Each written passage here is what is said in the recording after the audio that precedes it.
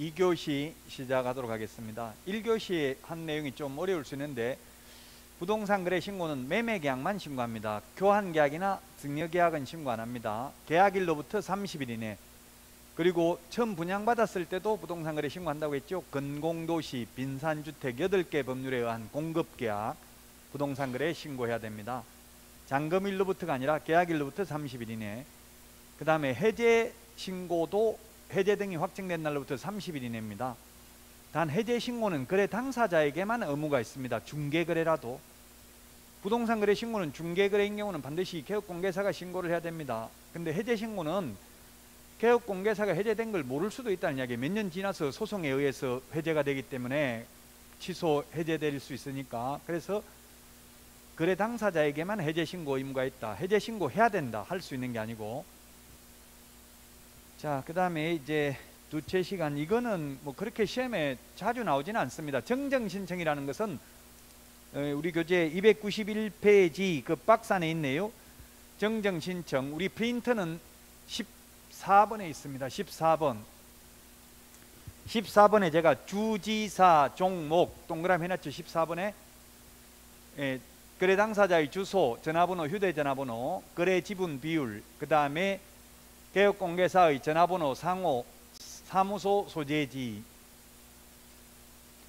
건축물의 종류는 정정이 가능한데 토지의 종류는 정정이 안 됩니다. 건축물의 종류 정정 가능합니다. 정정이라는 것은 오타를 고치는 걸 정정이라고 합니다. 처음부터 잘못 적은 걸 고치는 게 정정입니다. 그 다음에 거래된 사항 부동산의 지목, 면적, 거래 지분 및 대지권 비율은 정정이 가능합니다. 주지사 종목 프린트 14번에 있습니다. 우리 교과서 291페이지 박스 안에 있죠. 주지사 종목. 시험에 해마다 나오는 거 아닙니다. 이거 시험에 자주 나오지는 않습니다. 자, 근데 토지의 종류는 정정이 안 됩니다. 부동산 등의 소재지, 지번, 성명, 주민등록번호 정정 안 됩니다. 그러면 제가 국토부에 정정 안 되면 못 고치면 잘못 적으면 어떻게 하냐. 주민등록번호 잘못 적었는데 그럼 어떻게 하냐 물으니까 이 계약의 본질적 내용을 정정하도록 허용을 해버리면, 성명을 정정하면 제가 사놓고 다른 사람한테 내팔면서 그냥 정정해버리면은 중간 생략 등기로 악용될 수가 있겠죠. 그래서 계약의 본질적 내용은 정정이 안 된다. 잘못 적어도. 그럼 어떻게 되냐. 해제 신고하고 새로 부동산 거래 신고를 하라는 뜻입니다.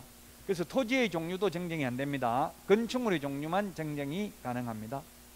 아마 논리적으로 좀 이해가 안 갈 수도 있어요. 그러면 이해가 도저히 안 되면 그냥 암기를 해야 되고, 암기가 안 되면 이해를 하고, 둘 중에 이게 자꾸 보다 보면 하나는 되거든요.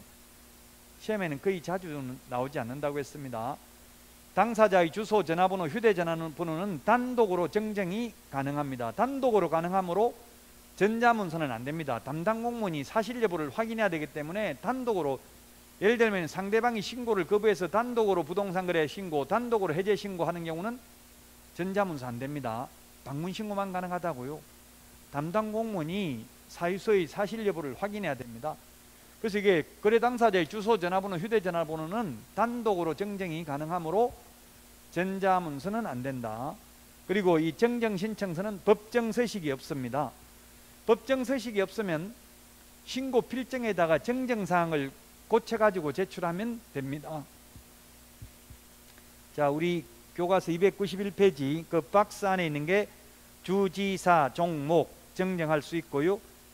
그 밑에 동그라미 2번, 박스 밑에 동그라미 2번, 계약일, 실제 거래금액, 매도인, 매수인, 개업공개사 성명, 주민등록번호, 부동산 소재지 등은 정정할 수 없다 돼 있죠.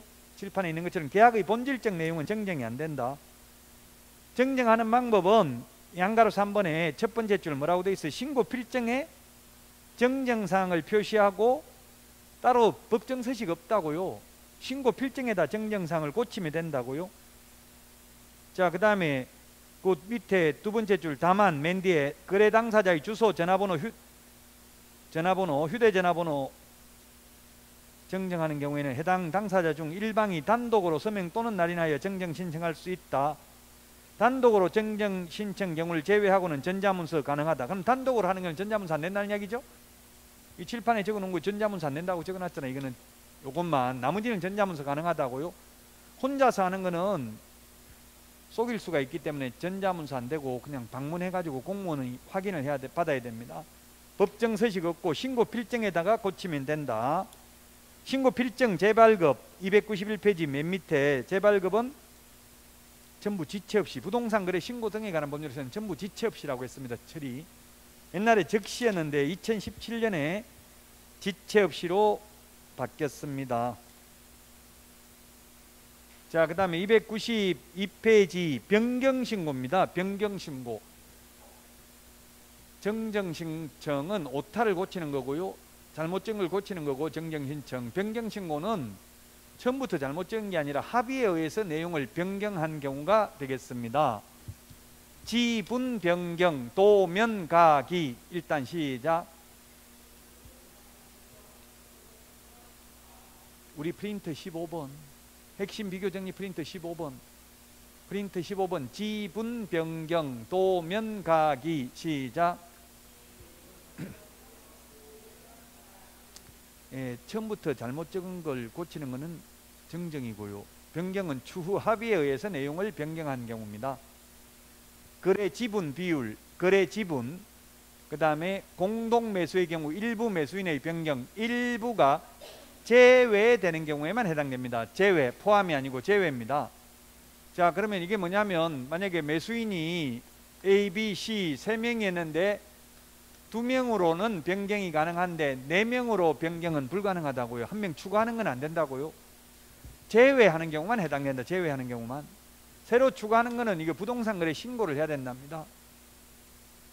저도 이거 사실 이해가 잘 안 되더라고. 처음에 이게 법을 처음에 만들었을 때는. 그래서 저도 만든 사람한테 국토부에 물어보니까 그러면 일부가 제외되는 경우만 해당되면 일부가 추가되는 거는 그럼 어떻게 해야 되냐 물어보니까 그는 새로 추가되는 부분은 새로 부동산 거래 신고를 해야 된다. 자, 그 다음에 4번 거래 대상 부동산 등이 다수인 경우 일부 부동산의 변경. 마찬가지입니다. 그래 일부 부동산 변경, 부동산을 A, B, C 3개를 하나의 계약서에다 다 적어가지고 사기로 했는데 2개로 변경하는 것은 가능하지만 4개로 추가하는 건 안 된다. 제외되는 경우에만 해당된다. 제외 동그라미 해놓으세요. 제외되는 경우만. 그 292페이지 교과서하고는 지금 순서가 다르네요. 제가 지분 변경 도면 가기 암기한 제 방식대로 하려고 순서를 바꿨죠. 그 시옷하고 이형에 보면 가로 안에 일부가 제외되는 경우만 해당된다고 돼 있죠. 시옷 이형 박스 안에. 지분 변경, 도면 가기 또는 중도금, 잔금 및 지급일, 거래 대상 부동산 등의 면적, 그 다음에 거래 가격인데 지분 변경, 도면 가기.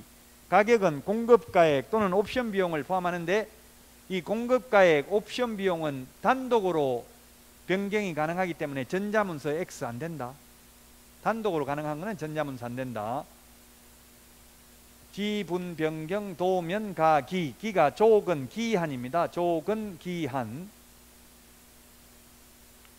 면적 변경 없이 가격을 변경하는 경우는 비정상이잖아요. 이상하잖아요. 이게 면적이 변경했는데 가격이 변경하는 경우. 그래서 그런 경우는 계약서 사본을 제출하러 가야 되기 때문에 증명자를 제출하러 가야 되므로 전자문서는 안 된다고. 방문신고만 가능하다. 그 다음에 등기 신청 전, 전자 동그라미, 등기 신청 후 X입니다. 앞에 정정신청은 언제든지 가능해요. 정정신청은. 그러나 변경신고는 등기신청 전에만 가능합니다. 정정, 변경신고 필증은 지체 없이 교부입니다. 전부 지체 없이라고 했죠? 적시가 아니고 지체 없이입니다. 지분 변경, 도면 가기. 시작.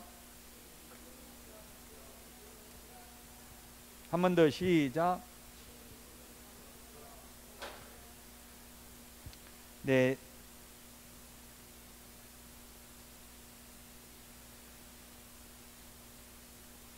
자, 그 다음에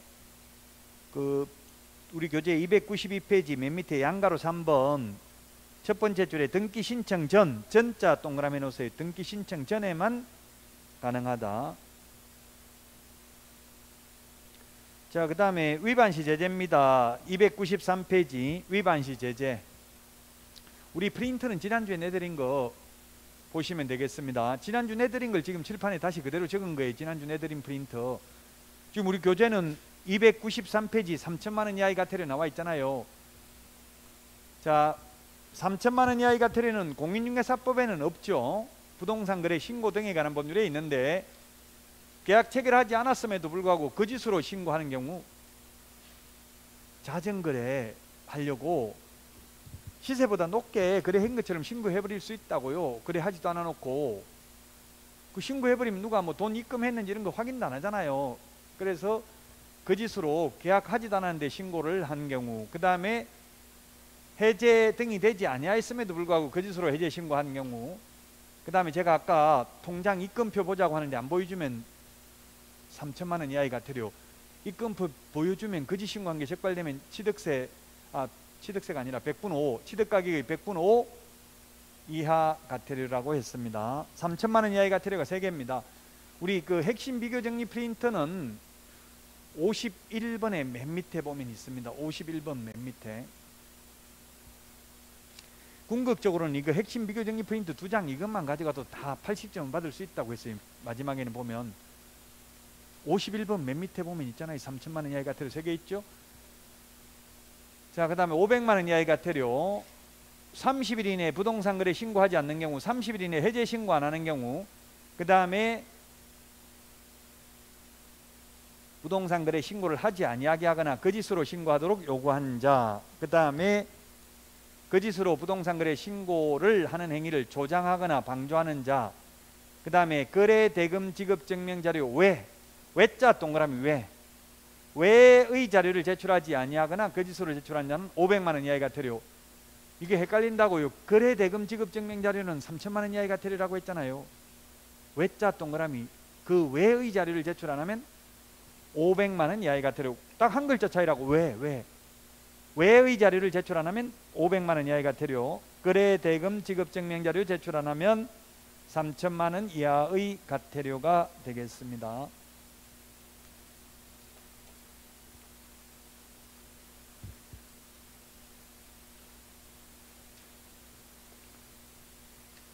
우리 교재 294페이지 취득가액의 100분 5%, 100분 5%, 20분의 1 다 같은 말이죠. 어떤 분이 또 이런 질문을 하더라고. 100분 5라고 되어 있는데 만약 5%라고 나오면 X라고 해야 됩니까? 묻던데 그렇게는 시험에 절대 안 나오죠. 5%나 100분 5나 20분의 1이나 같은 말입니다.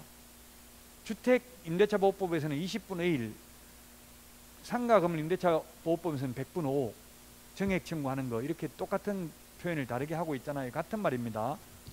자, 거짓 신고, 다운계약서, 업계약서 제거면 100분 5% 이하 과태료를 부과합니다. 자, 요것만 돼 있고요. 이게 300만 원 이하 과태료. 요거는 지금 우리 책에는 교과서에는 지금 294페이지에는 없습니다. 이거는 외국인 특례에 있으니까 저도 일단 넘어가도록 하겠습니다. 이거 여러분들은 이 자료는 어디 있어요? 지난주에 드렸던 자료 맨 밑에 부분에 있잖아요. 그대로죠? 예, 그대로니까 지금 우리 책에는 없잖아요. 지금 진도와 상관없이 지금 외국인 특례에 나오는 거니까 조금 이따 보도록 하겠습니다.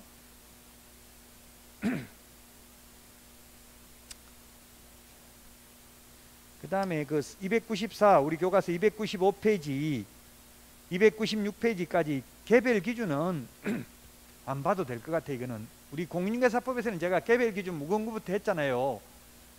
이것까지 우리 공인중개사법은 벌칙이 시험에 나오지만 부동산 거래 신고 등에 관한 법률은 거의 안 나오고요. 아직까지 이 구체적 기준까지 시험에 나온 적이 없어요. 내면 틀려야 돼. 이런 것까지 나올 확률이 극히 희박한데 이걸 다 암기할 수는 없잖아요. 예를 들면 295페이지 보세요. 이거 1100만 원, 1300만 원, 1500, 1700, 1900, 2100 무슨 용적률 암기하는 것도 아니고 이걸 다 할 수는 없겠죠. 시험에 이런 거는 거의 안 나온다고 보면 돼요. 그 구체적 기준은 안 해도 되고요. 자, 그 다음에 296 자진신고자에 대한 면제 감면입니다. 자진신고자에 대한 면제 감경.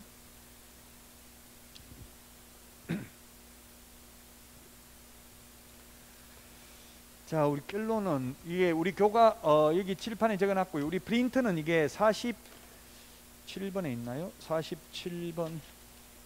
예, 47번에 있네요. 우리 프린트는 47번에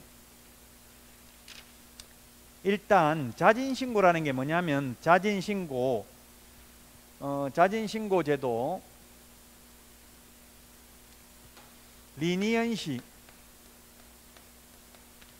리니언시 제도라고 인터넷에 보면 나오는데요. 이게 천주교의 고해 성사에서 유래됐답니다. 즉 먼저 거짓 신고했다고 다운계약서 적었다고 매수인은 사실 다운계약서 적으면 불리하죠. 나중에 그만큼 양도 차익이 늘어나는 거잖아요. 자, 그러면 이런 거 시험에는 물론 나온 적이 없는데 3억에 실제로는 3억에 실거래는 3억에 했는데 2억으로 다운계약서 적어가지고 신고는 2억으로 신고를 했어요. 그래가지고 나중에 3억에 되팔았어요. 그러면은 실제로는 3억에 샀다 3억에 팔았기 때문에 남은 게 하나도 없으니까 양도소득세를 안 내죠. 근데 2억에 신고를 해가지고 3억에 판 걸로 하면 양도소득세 1억이 남은 걸로 된다고, 서류상은. 그러면 이게 양도소득세가 뭐 빨리 팔면은 1년도 안 돼서 팔면은 뭐 50% 이렇게 넘게 나올 수 있죠. 저도 지금 양도소득세 세율을 조금 전까지만 얼마 전에도 기억했는데 하도 자주 바뀌니까 지금 또 2주택, 3주택인 거에 따라서 다 다르잖아요. 2주택이면 20% 중과세, 30주택이면 30% 중과세 되죠. 자, 어쨌든 거의 절반 가까이 세금을 5천만 원 세금 내야 돼. 그럼 5천만 원 세금이 부과되니까 폭로를 했어. 이게 실제로는 3억에 했는데 2억에 다운계약서 적었다는 걸 입증하는 서류를 제출했어요, 세무서에. 그러면 양도소득세 낼까요, 안 낼까요? 진실은 3억에 샀다가 3억에 팔았고 다운계약서 거짓 신고를 했다는 걸 입증했다고요. 그러면 그래도 양도소득세 1억, 서류상 1억 남으니까 양도소득세 낸다. 실제로 남은 게 없고 그냥 거짓 신고를 했을 뿐이기 때문에 양도소득세 안 낸다. 답이 뭐냐고요? 둘 중에 하나. 안 낸다 손 들어보세요. 양도소득세 맞는데요. 왜 그래요? 왜 안 내요? 예, 안 냅니다. 세법은 실질과세 원칙입니다. 세법을 한마디로 말하면 실질과세 원칙입니다. 진실에 의해서 세금을 낸다고요. 진실을 입증할 수 없을 때는 이게 부동산 거래 신고서 서식에 이렇게 적혀져 있어요. 나중에 이런 경우에 양도소득세가 부과될 수 있다. 아까 우리 서식 보셨죠? 그 한번 299페이지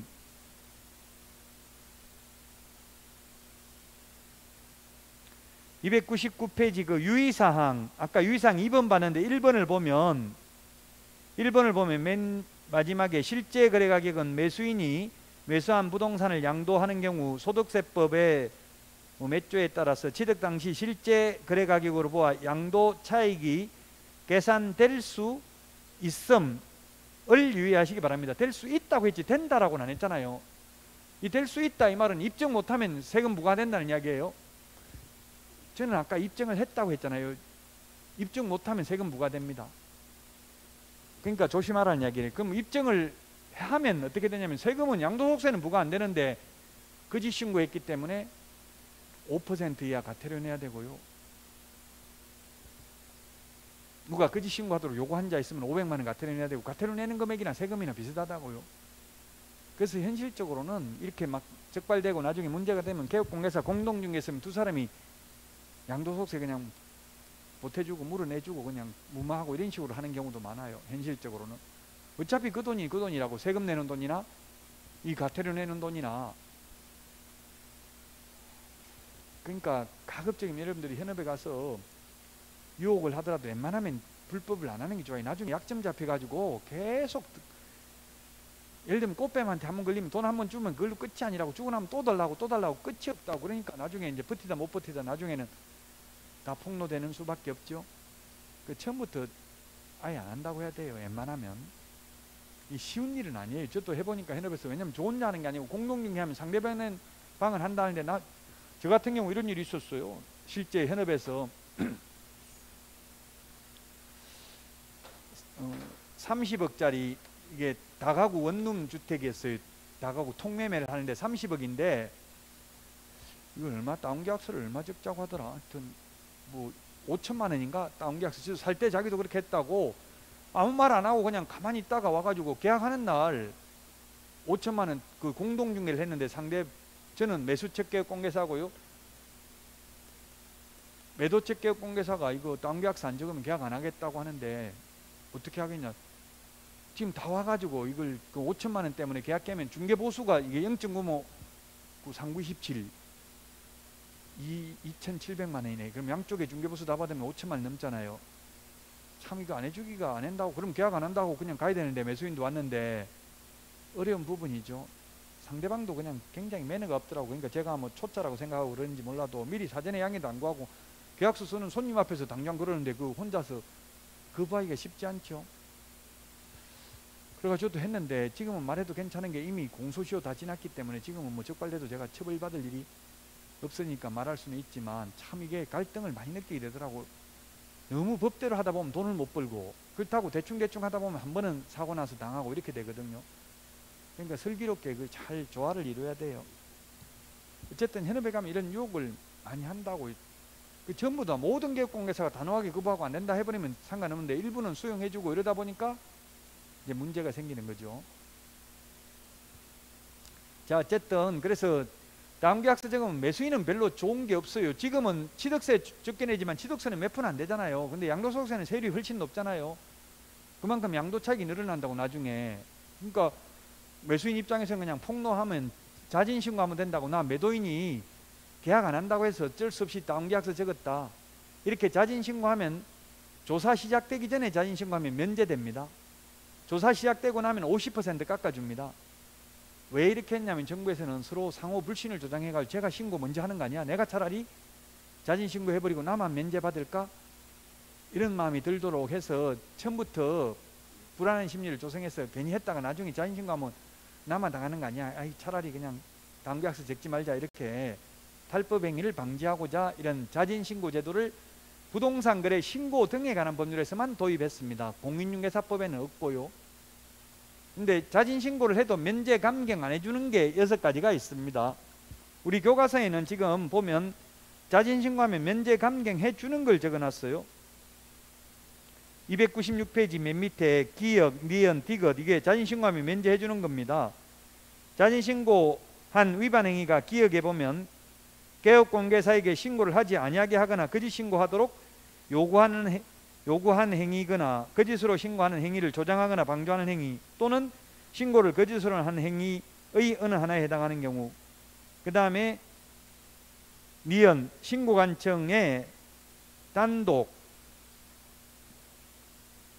단독으로 신고한 최초이자일 것. 자, 어쨌든 기억이 이게 자진신고하면 면제해주는 건데 이거는 결론은 면제. 우리 책에는 지금 안 적어놨는데 시험에는 자진신고해도 면제 감경 대상이 아닌 것 이렇게 시험에 나왔거든요. 우리 책에는 지금 아까 조금 전에 읽은 기억은 자진신고하면 면제 감경해 주는 거라고요. 시험에는 자진신고해도 면제 안 해주는 게 출제됐기 때문에 칠판에 적어놨다고요. 우리 프린터는 47번. 자, 거래되지도 않았는데 거짓으로 부동산 거래 신고하는 경우, 해제되지도 않았는데 거짓으로 해제 신고한 경우, 거래대금 지급증명자료 제출하지 않는 경우, 요 3개가 3천만 원 이하가 되렵니다. 그 다음에 외의 자료를 제출하지 않는 경우, 30일 이내 부동산 거래 신고하지 않는 경우, 30일 이내 해제 신고하지 않는 경우에도 자진신고해도 면제 감경을 안 해줍니다. 조사 시작되기 전에 하면 면제, 조사 시작된 후에는 50% 깎아준다. 다만 1년 이내에 자진신고를 하여 3회 이상 과태료의 감경 면제받은 경우에는 4번째 자진신고에도 면제 감경 안 해준다. 이게 지금 프린트 47번에 있는 내용을 그대로 적어놨어요 지금. 자, 그러면 교과서 다시 보도록 하겠습니다. 동그라미 이 안가로 2번에 동그라미 1번 첫 번째 줄에 조사가 시작되기 전에 전자 동그라미. 조사 시작되기 전에 하면 얼마 면제 아예 면제 준다고 했죠? 조사 시작되기 전에는 면제 주고 조사 시작된 후에는 50% 깎아준다고 했죠? 동그라미 기억이 자진신고하면 면제해 주는 거라고요. 그럼 반대로 해서 가면 칠판에 있는 거는 자진신고해도 면제 감경해 주지 않는 거다. 우리 책에는 지금 칠판에 있는 내용이 없어요. 근데 시험에는 자진신고해도 면제 감경 안 되는 게 시험에 나왔다고요. 우리 책에는 그 기억에 자진신고한 위반행위가 개업공개사에게 신고하지 아니하게 하거나 거짓으로 신고하도록 요구하는 경우 이런 거잖아요. 자, 그 다음에 니은 신고관청에 단독, 아까도 했지만 단독으로 신고한 최초이자일 것, 즉 거짓으로 부동산 거래 신고를 했으면 둘이 매도인 매수인 합의가 됐으니까 거짓 신고했을 거 아니에요. 그 중에서 아까도 말했지만 매수인이 먼저 자진 신고하면 매도인은 내야 된다고요. 먼저 한 사람 한 명만 면제해 준다고 둘 다 해주는 게 아니고요. 과태료를 거짓 신고하면 뭡니까? 5% 이하 과태료잖아요. 그럼 매도인만 내야 된다고. 최초이자일 것. 디귿 위반 행위 사실에 위반 사실 입증에 필요한 자료 등을 제공하는 등 조사가 끝날 때까지 성실하게 협조하였을 것. 그 입증 자료는 보통 중개사무소에서는 계약서를 어디서 정리하면 원탁 테이블에서, 물론 계약서는 실장들이 그 컴퓨터까지 다 출력을 해요. 출력을 하면 원탁에서 뭐 도장 찍고 이야기하거든요. 원탁 테이블이 대부분 있죠. 중개사무소 가면 대부분 원탁이 있는 것 같은데요. 원주에는 원탁 없어요? 한 번도 안 가봤어요? 중개사무소에 원탁 테이블 있는 거.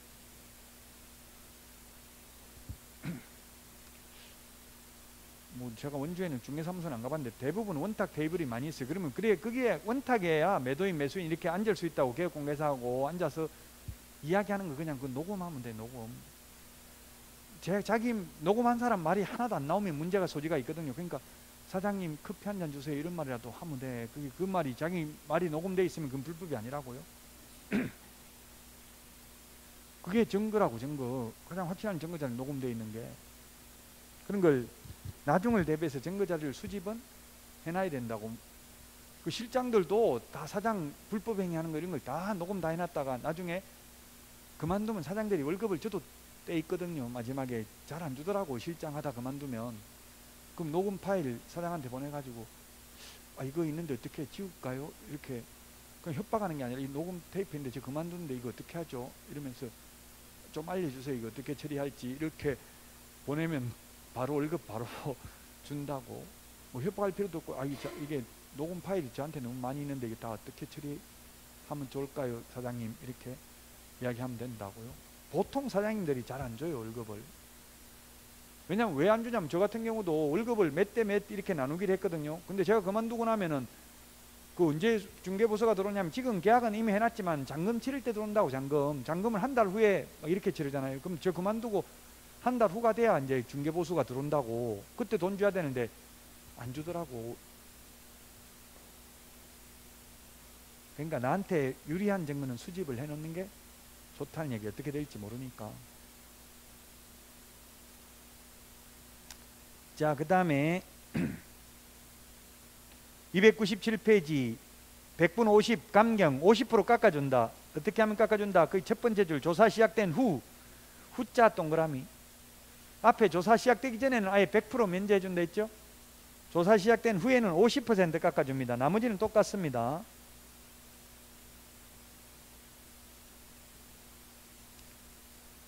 자, 맨 밑에 양가로 4번 감경 면제가 불가능한 경우는 뭐냐면은 동그라미 1번 맨 밑에 국세청에서 통보 왔다고요. 세금 탈세했다고.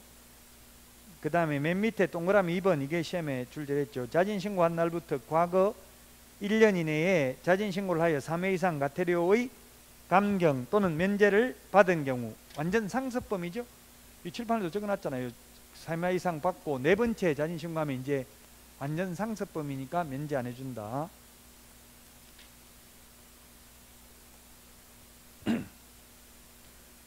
자, 지금까지 한 게 부동산 거래 신고와 관련된 내용이었습니다. 자, 주택임대차 신고입니다. 주택임대차 신고 310페이지에 있습니다. 주택임대차 신고. 칠판을 먼저 한번 보고 다시 교과서를 보고 정리하겠습니다. 주택임대차 신고인데 이때 주택은 주택법상 주택일까요? 주택임대차보호법상 주택일까요? 네, 주택임대차보호법상 주택입니다. 즉 오피스텔의 경우 주택법상 주택은 아니죠. 근데 주택임대차보호법은 실제 사용 용도를 실제 주택으로 사용하면 오피스텔도 주택이에요. 주택임대차보호법상은. 그래서 주택법상 주택이 아니라 조금 전에 우리 주택 취득 자금 조달 계획 이런 거는 주택법상 주택을 취득하는 경우만 해당됐습니다.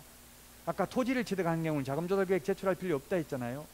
근데 여기서 주택임대차는 주택임대차 보호법상 주택을 말합니다. 즉 오피스텔도 신고해야 된다고, 임대차 신고는. 그 지금 제가 아는 지인들도 지금 뭐 제 친구도 임대사업을 하는 친구가 있고 천안에서 원주에 사는 분이 있는데 지금 30만 원 초과하는 경우 신고하라고 하니까 월세 30만 원, 관리비 30만 원 이렇게 받더라고요. 원래 그냥 월세로 60만 원 받으면 신고해야 되잖아요.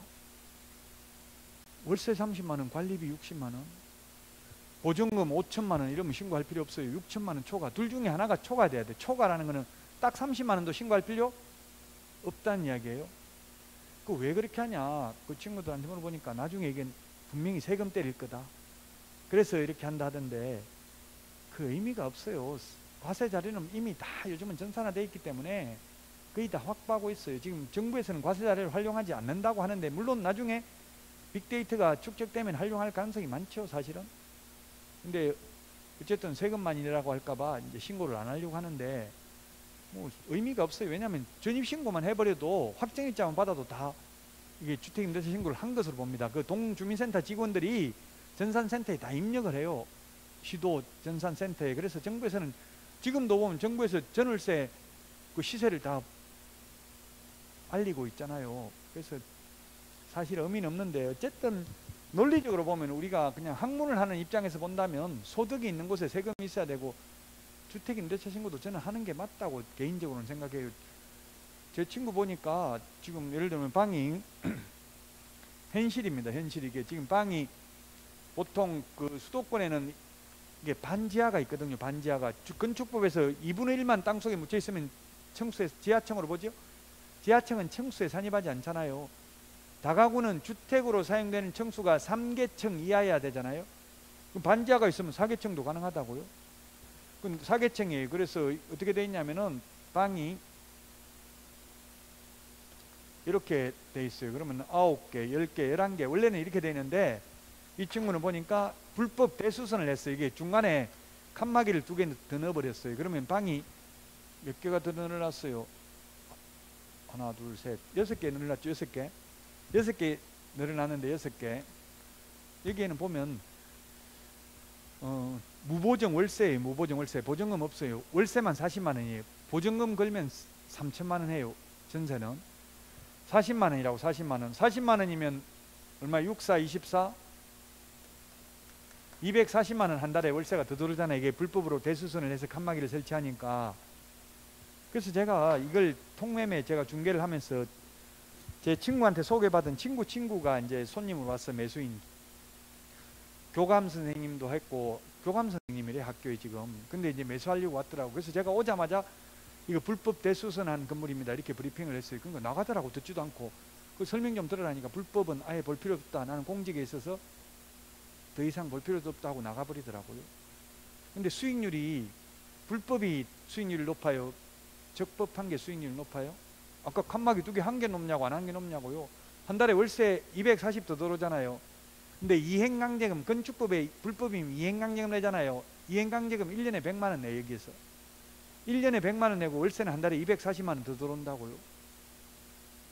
그 나중에 한 달 후에 나가더만은 나중에 이 불법, 그때 말했던 거 이거 불법 그거 있으면 좀 속이 다시 사고 싶다고 왔더라고요. 그래서 제가 없다고 했어요. 있다고 하면 또 안 사요. 심리적으로 아직도 안 나가고 한 달 전께 있다고 하면 혹시 이제 나오면 연락드리겠습니다. 이게 수익률 높아가 잘 안 나온다. 그러니까 나오면 꼭 좀 연락 좀 해달라고 이러더라고. 약간 이런 게 밀당이 있어야 되더라고. 바로 있다 그냥 아직도 그거 안 나오고 있다 이러면 안 해요, 계약을 또. 그러면 천천히 뭐 또 한 달 후에 오면 되겠다 이런 생각한다고요.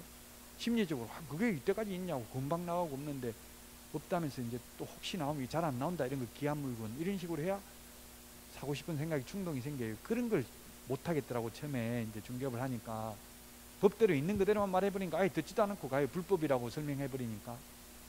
이런 건 설명은 나중에 계약서 쓸 때나 그냥 적어주고 설명하면 되지, 미리 다 해버리면 불법이라고 하면 사람들 잘못하면 내가 산 사람이 매수인이 감옥 간다 이렇게 생각하는 사람도 있어요. 모르고.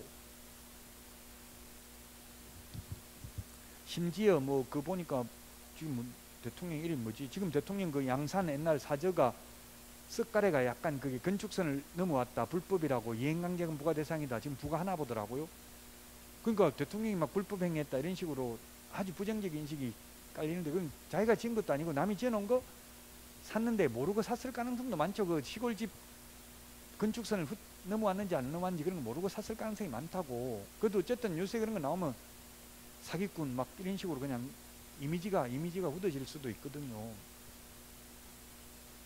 그러니까 여러분들도 불법 건축물이 이런 게 수익률은 훨씬 더 높더라고, 현업에서 해봐도. 어쨌든 이렇게 이거 방이, 그런데 이게 그럼 방이 몇 개로 늘어나 버렸어요? 아까 19개에서 6개 늘어나서 15개, 16개입니다. 이게는 주인 세대 해가지고 주인이 직접 살아요. 여기에 3층에는 이렇게 해서 관리를 하는데 16개 곱하기 40만원 하면 얼마입니까? 400만원, 64, 24, 640만원 맞죠? 한 달에 640만원이면 곱하기 12달 하면 얼마예요? 이게 6,400만원에 뭐 7천 몇백만 되죠. 8천 가까이 되잖아요. 근데 세금 한 푼도 안 낸다고, 임대소득세 합법적으로. 1가구 1주택이잖아요. 다가구는 1가구 1주택은 임대소득세 안 내죠. 2주택인 경우, 전세인 경우는 또 2주택이라도 전세면 안 내죠. 임대소득세. 3주택 돼야 전세 간주임대료로 해가지고 세금 내잖아요. 임대소득세. 여러분들이 임대소득세 세법에서 한 문제 나올 수 있죠. 소득세 안에 양도소득세, 임대소득세 같이 공부하죠. 이번 주 토요일 날 세법 아니에요? 세법 수업 꼭 들어야 돼요. 세법이, 현업에 나가면 세법이 가장 중요해요. 시험에서는 16문제니까 사실 그렇게 안 중요하다고 생각할 수도 있는데, 현업에 보면 가장 중요한 게 세법이에요. 전부 손님들 묻는 거 세금에 대해서 묻는다고요. 세금은 내기 싫잖아요. 세금 내기 싫고, 저도 마찬가지예요. 어디 그 차 가지고 주차비 뭐 한 몇천 원 아까워가지고 스티커 끊겨가지고 8만 원씩 이렇게 내본 적이 많아요. 자, 그래서 어쨌든 결론은 주택임대차보호법상 주택이고요. 6천만 원, 보증금 6천만 원 초과하거나 월차임 30만 원 초과하는 임대차만 신고입니다. 둘 중에 하나만 해당돼도 신고해야 됩니다. 그 다음에 계약을 갱신하는 경우로서 기간만 연장하고 보증금 정액이 전혀 없으면 신고할 필요 없어요. 2년 또 연장할 수 있잖아요. 기간만 연장하고 다른 거는 변한 게 없으면 신고 안 해도 된다고요. 근데 보통은 올리죠. 뭐 5%라도 정액을 하잖아요. 정액했으면 신고해야 된다고요. 정액한 거 없고 그냥 정강 없이 기간만 연장하면 신고할 필요 없다. 광역시 경기도 있는 군만 신고한다. 아까 횡성군 신고 안 한다 했죠. 횡성군은 월세가 100만 원이라도 신고할 필요 없다. 그러면 왜, 이게 뭐 시험에는 안 나옵니다만 왜 6천만 원을 했냐. 정부에서는 그 주택임대차보호법 최우선 면제 받는 게 기타 지역 6천만 원 이하인 경우 2천만 원까지 최우선 면제돼요. 요거보다 더 낮은 거는 세입자가 보호가 되고 있기 때문에 최우선 면제를 받기 때문에 뭐 그런 식으로 6천만 원으로 정했다. 기타 지역도 6천만 원이잖아요. 최우선 면제 받는 기준 금액이. 그렇게 이야기를 하더라고요. 자, 그 다음에 임대차 계약 당사자 중 일방이 국가 등인 경우에는 국가 등이 임대차 신고해야 됩니다. 부동산 거래 신고도 국가 등이 해야 됩니다. 직거래인 경우. 중개거래인 경우는 일방 당사자가 국가 등이라도 개업공개사가 부동산 거래 신고해야 된다 했죠.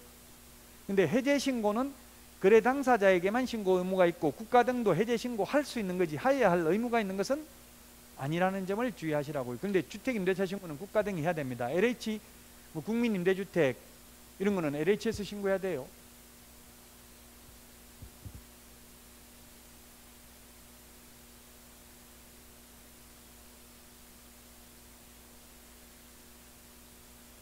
자, 그 다음에 주택임대차 계약의 보증금, 차임 등 계약 금액을 거짓으로 신고한 자는 거짓으로 신고한 자를 수사기관이나 행정관청에 신고, 고발한 경우에는 포상금을 지급할 수 있습니다. 그리고 임대차 신고를 거짓으로 한 경우도 자진 신고하면 과태료 감경 대상입니다. 조사 시작되기 전에 하면 면제, 조사 시작된 후는 50% 깎아준다. 아까 자진신고에도 면제 감경 대상이 아니라는 내용에 이거 없었잖아요. 임대차 신고는. 이거는 자진신고하면 면제 감경 대상이고요. 2021년 6월 1일 이후로 최초 주택임대차 계약을 체결 또는 변경하는 경우, 새로 체결하거나 아니면 보증금이 증액되는 경우, 그 이후로 이런 경우 신고해야 된다. 임대차 계약 당사자는 주택임대차보호법입니다. 주택법이 아니고 주택임대차보호법에 의한 주택입니다. 보증금, 차임, 임대차 등을 임대차 계약 체결일로부터 30일 이내, 계약 체결일로부터 30일입니다. 잔금일로부터 30일이 아니고, 부동산 거래 신고도 계약일로부터 30일, 해제 신고도 해제 등 확정된 날로부터 30일. 우리 프린트 35번에 보면 30일, 요 프린트에 모든 게 다 들어있다고요. 80%는 맞출 수 있다고 했죠. 프린트 이 두 장만 해도. 프린트 많이 필요 없어요. 너무 많이. 요 두 장만 해도 80점 받을 수 있어요. 거기에 30번에 2번에 있죠. 2번, 3번, 2번, 3번에 있네요. 30일. 주택임대차보호법입니다. 자, 그러면 주택임대차 신고를 칠판에는 다 했고요. 책을 보고 보충하도록 하겠습니다. 310페이지 맨 밑에 동그라미 1번은 뭡니까? 이게 군지역은 가로 안에 광역시나 경기도에 있는 군만 해당된다 했죠? 횡성군에 있으면 신고할 필요 없다. 310페이지 맨 밑에 동그라미 2번 6천만 원 초과, 30만 원 월차임 초과, 둘 중에 하나, 또는이잖아요. 또는 하거나 둘 중에 하나만 충족하면 신고해야 되죠. 맨 마지막에 그 박스 안에 기간만 연장하는 경우는 신고할 필요 없다 했죠. 자, 그 다음에 311페이지 주택임대차보호법 쌍주택이라고 했어요. 주택법이 아니라고 했죠. 주택임대차보호법이고요.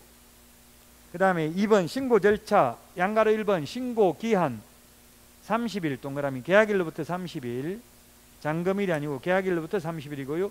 어디다 신고하냐면은 신고관청, 동그라미 2번 신고관청에 신고합니다.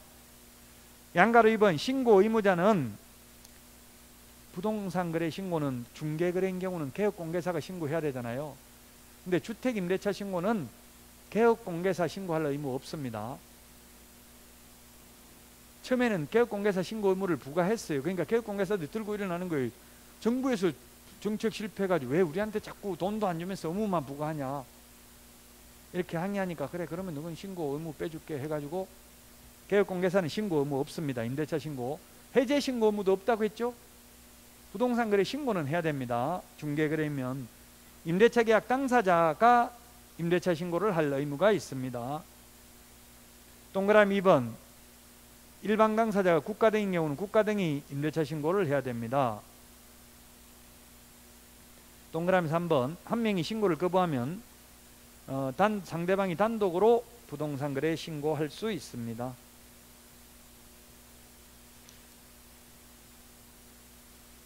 자, 그 다음에 312페이지 신고, 방문 신고, 동그라미 기억, 신분 증명서 제시, 부동산 거래 신고든 임대차 신고든 신고하러 가는 사람 신분증은 가져가야 됩니다. 항상. 그 다음에 공동으로 신고, 공동신고입니다. 공동신고. 공동신고인데 아까도 말했지만 공동신고도 이거는 꼭 두 명이 같이 가야 되는 건 아닙니다. 신고서에 서명 또는 날인은 공동으로 해야 되지만 제출은 한 명이 해도 됩니다. 제출은.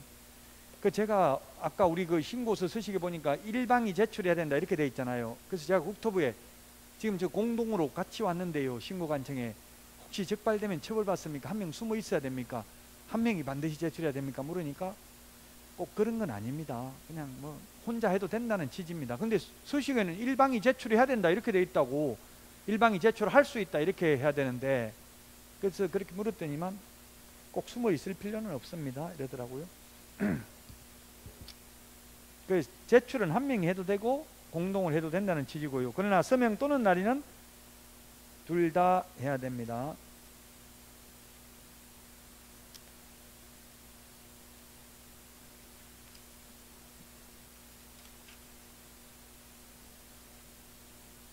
316페이지 아까 위반시 제재 칠판에 안 했는데 주택임대차 신고 거짓으로 하거나 30일 이내 안 하면 100만 원 이하의 과태료입니다. 맨 밑에 자진신고하면 면제 감경 대상이라 했죠. 자진신고 주택임대차 신고도 자진신고에도 면제 감경 대상이 아닌 것 6가지 있었잖아요. 3천만 원 이하의 과태료 3개 하고, 그 다음에 거래대금 지급증명자료 외의 자료를 제출하지 않는 경우, 30일 이내 부동산 거래 신고하지 않는 경우, 30일 이내 해제 신고하지 않는 경우, 프린트 47번에 6가지만 자진신고에도 면제 감경 대상이 아니다. 자, 여기까지 하고 쉬었다가 320페이지 외국인 특례부터 하도록 하겠습니다.